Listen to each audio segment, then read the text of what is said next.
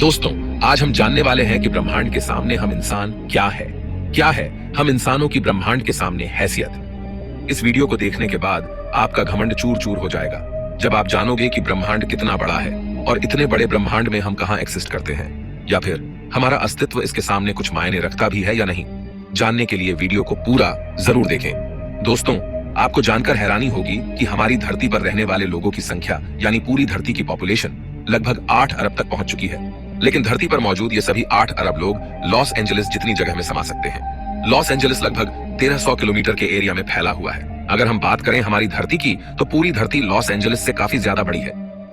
हमारी धरती का व्यास यानी धरती की मोटाई लगभग 13,000 किलोमीटर है।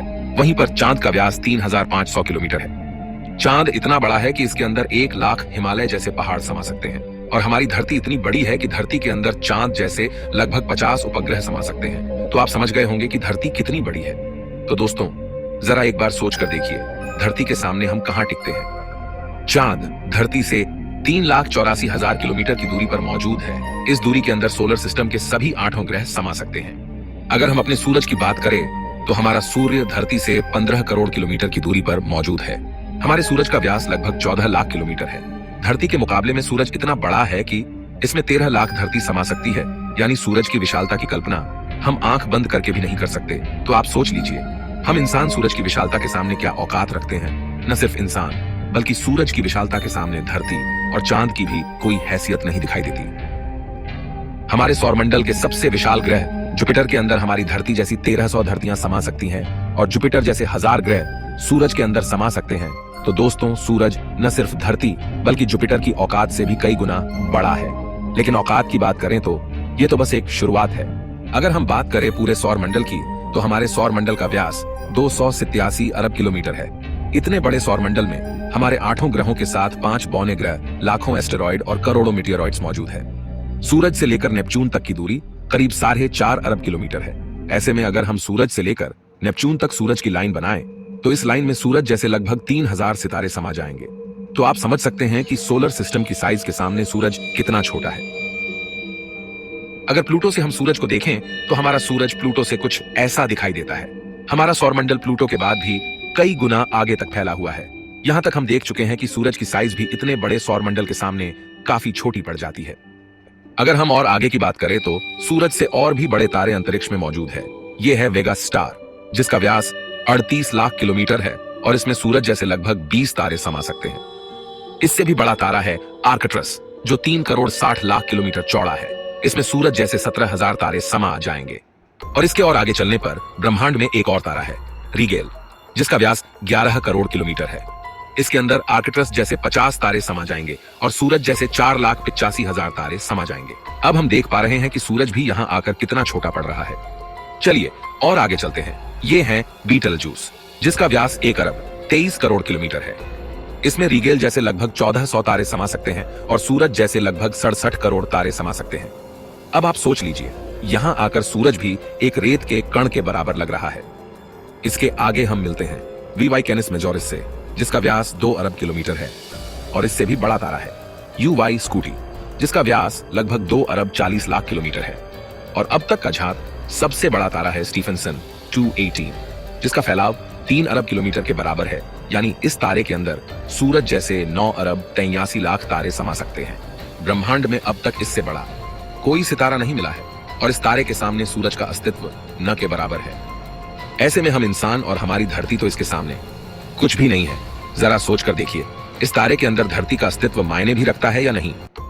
अब अगर हम बात करें ब्रह्मांड में इससे भी बड़ी संरचनाओं की, तो हम पहुंच जाते हैं कैट्स आई नेबुला के पास।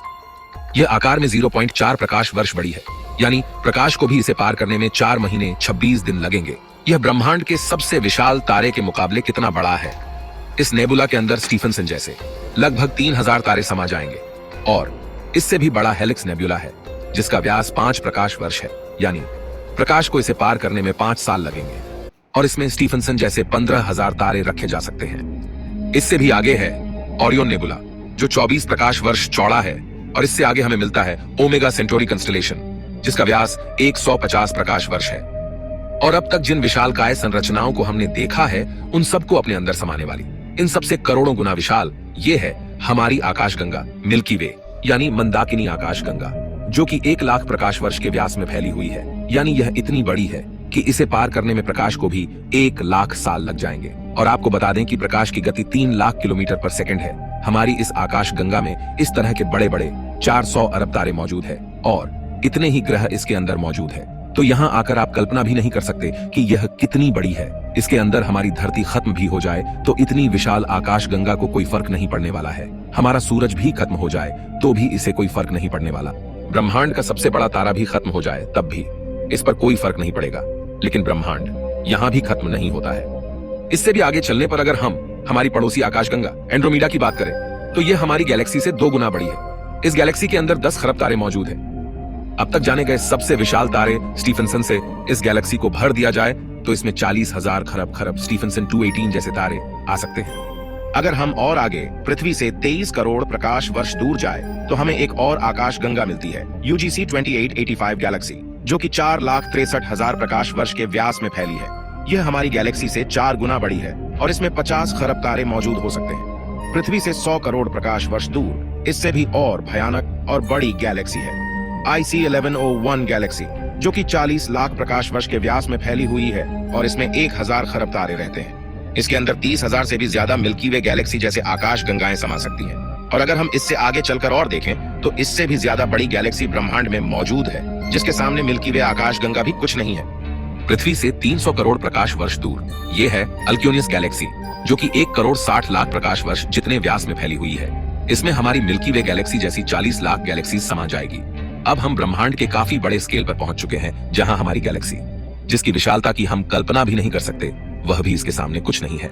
लेकिन अब अगर हम और आगे चले और पूरे ब्रह्मांड की बात करें तो हमारा पूरा ब्रह्मांड, जिसे हमने अब तक ऑब्जर्व किया है, वह 93 अरब प्रकाश वर्ष के व्यास में फैला है और इसके अंदर ऐसी 200 अरब गैलेक्सी मौजूद है। और ब्रह्मांड के सामने तो सबसे बड़ी आकाश गंगा अल्क्योनियस गैलेक्सी भी कुछ हैसियत नहीं रखती। और जब इतनी बड़ी गैलेक्सी भी ब्रह्मांड के सामने कुछ नहीं है तो सूरज और धरती की तो बात ही छोड़ दीजिए। और हम तो इसके सामने कहीं नहीं टिकते। हमारे जैसे 8 अरब लोग, यानी हम सब पृथ्वीवासी मिलकर भी ब्रह्मांड के सामने कुछ भी नहीं है। बल्कि अगर इतने बड़े ब्रह्मांड में कहीं जीवन नहीं है और सिर्फ पृथ्वी पर ही जीवन है तो हम इतने बड़े ब्रह्मांड में काफी ज्यादा अकेले हैं। यहाँ पर ब्रह्मांड, जो हमारी सोच से भी बड़ा है, ये पूरी तरह से वीरान है। अगर ऐसा है तो ये काफी डरावना है। ये हमें बताता है कि हम कितने अकेले हैं। और अगर इसमें जीवन है भी तब भी हम कभी इतनी दूर तक एलियन से नहीं मिल सकते। और तब भी हम अकेले हैं इस ब्रह्मांड में, जबकि यह ब्रह्मांड भी यहाँ आकर नहीं थमता, क्योंकि फिलहाल हमने इससे आगे देखा भी नहीं है कि ब्रह्मांड का विस्तार और कितना आगे हो सकता है। अगर यह कहीं खत्म होता है तो उससे आगे भी क्या और ब्रह्मांड है? अगर हाँ, तो क्या वो हमारे ब्रह्मांड से भी बड़े हैं? दोस्तों, इस तरह सोचने का कोई अंत नहीं। लेकिन एक बात तय है, अब तक ब्रह्मांड की जानी गई साइज के सामने हम कुछ भी नहीं है। और यही वजह है कि आज वैज्ञानिक भी ब्रह्मांड की इतनी बड़ी साइज को देखकर अचंभित है और ये मान चुके हैं कि इस ब्रह्मांड के सामने हम इंसान कुछ भी हैसियत नहीं रखते हैं। इतने बड़े ब्रह्मांड में हम एक छोटी सी गैलेक्सी मंदाकिनी आकाशगंगा में मौजूद, एक छोटे से सोलर सिस्टम में बसने वाले, एक छोटे से तारे के चारों ओर मौजूद, एक बहुत छोटे से ग्रह पर स्थित, काफी छोटे 200 देशों में रहने वाले 8 अरब लोगों में हम में से एक इंसान इस पूरे ब्रह्मांड के सामने कोई हैसियत नहीं रखता। क्या आपके पास खुद पर घमंड करने के लिए कोई कारण है? किस वजह से आप खुद को स्पेशल समझते हैं? अगर आपके पास ऐसा कोई कारण है तो हमें बताइए। क्या वजह है कि आप खुद पर घमंड कर सकते हो? आज से 6.5 करोड़ साल पहले धरती पर एक ऐसी प्रजाति मौजूद थी जिसने करीब 10 करोड़ साल तक धरती पर राज किया, जो खुद आकार में हमसे कई गुना बड़ी और डोमिनेंट थी। लेकिन सिर्फ एक एस्टेरॉयड ने इस पूरी प्रजाति को खत्म कर दिया। ऐसे में हम इंसानों की क्या हैसियत है? सिर्फ एक पल में ब्रह्मांड आपके अस्तित्व को मिटा सकता है, आपके वर्तमान को इतिहास में तब्दील कर सकता है। तो बताइए, क्या कारण है आपके पास कि आप कुछ स्पेशल हो? कमेंट में जरूर बताएं। हम मिलते हैं आपसे किसी अगले वीडियो में। तब तक के लिए हमारे वीडियोस देखते रहें।